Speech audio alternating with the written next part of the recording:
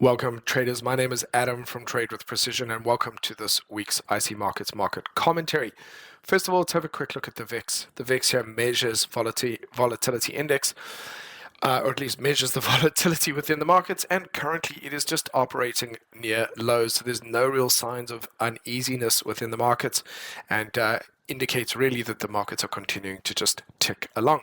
Whether they are doing that, very slowly, but certainly are not on edge. If we have a look here at the dollar index, you can see we've gone into a bit of an uptrend. However, I'm of the opinion currently that we are still stuck within a range. If we go up to the weekly and we look here, we have been operating within a similar range, especially if I go ahead and market.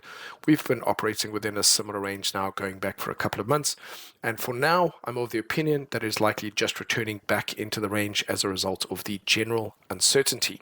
So frustratingly, of course, what this means is that we may very well not get a lot of really big moves this week. But one thing I should emphasize, please, there is a lot of high impact news, big red level news coming out this week. Not to be dismissed lightly. Please be very cautious as we have a lot of US jobs data coming out as well, unemployment figures, and of course the big kahuna on Friday, which is non-farm payroll.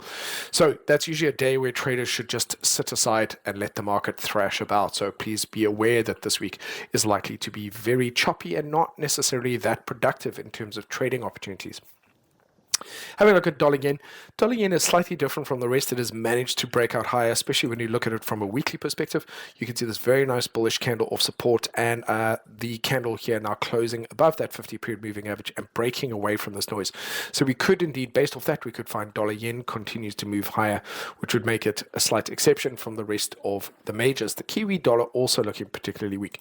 Let's have a look at gold. So gold, overall, really like this bullishness. I don't really think that this trend is going to end anytime soon, but it is a little bit overextended. So it wouldn't be wrong for it to have a couple of days of consolidation, and that this week could be one of those weeks. And especially if the uncertainty around the US economy continues, we could see this ultimately break through that level of resistance. The one that catches my attention the most is silver. Silver has actually has been just trending incredibly well lately and still has quite a bit of upside potential. Let me see if I can get some more levels on that for a quick, just prepare that quickly. So just to show you, this is a monthly chart of silver, and silver you can see is going almost parabolic here, but it still is not at all-time highs. And so it still has that upside potential, even though it is a bit overextended. Just wanted you to really get a sense of where it is, starting to produce a very big candle here and could very well run out of steam, but I think it's targeting that next level, which is going to be $48. If we go down to the daily, you'll see that we haven't quite got there yet. So I like the look of silver at the moment. I think it may still have more upside potential than gold. It usually follows gold, but it does not have as much resistance and therefore could be very attractive for the markets right now. So definitely one, I think, to keep on your watch list. And as I said, still has further upside potential just to get to all-time highs. And of course, I think we'll likely have a bit of a correction once it does that, because it hasn't been there for a while and it's clearly overextended, but a little bit more room. Still some juice in it before it hits that brick wall. Let's have a quick look at crude oil. Crude oil's clearly not offering much at the moment in terms of either trends or ranges. It is just plodding along erratically, and so not very attractive in that sense. I wouldn't expect much from it at this point in time. If we have a look at the S&P, we've now produced a bullish candle in the moving averages. This is traditionally a buy opportunity.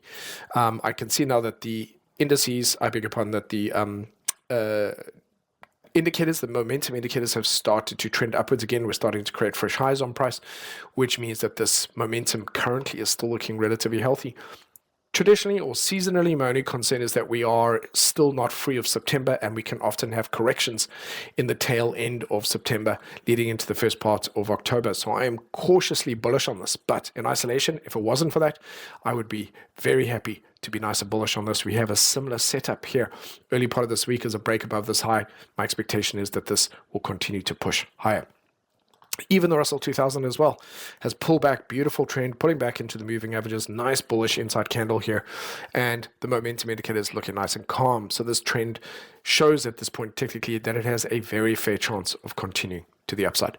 Let's have a quick look at the Hang Seng. This is still wobbling around in this area, not necessarily taken off, bit of a consolidation at this point in time, but may very well still continue to push up a little bit higher. Let's have a quick look at Tesla. So Tesla broke out of this level and is still working its way up to these previous highs, testing those levels of resistance. We'll see if we do get any pullbacks, but overall this bullishness for now remains. It hasn't yet hit back up at that $500. It's still working its way there. Now we have a look at Nvidia.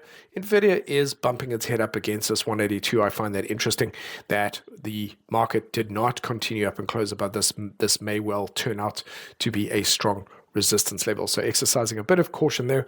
But in most other respects, the markets still continue to look bullish. Let's finish up with Bitcoin. So Bitcoin has produced a bit of a lower high, but it is still holding at this level of support and could very well recover from that this week. We could see this push higher. If, on the other hand, we break and close below this level, then I would expect a correction down towards that $100,000 level. So there's lots to pay attention to, folks. Please exercise some caution. Do not feel pressure to trade too much. And again, mainly be very cautious of that high impact news. And there's so much of it this week. Thank you very much. Have a good one.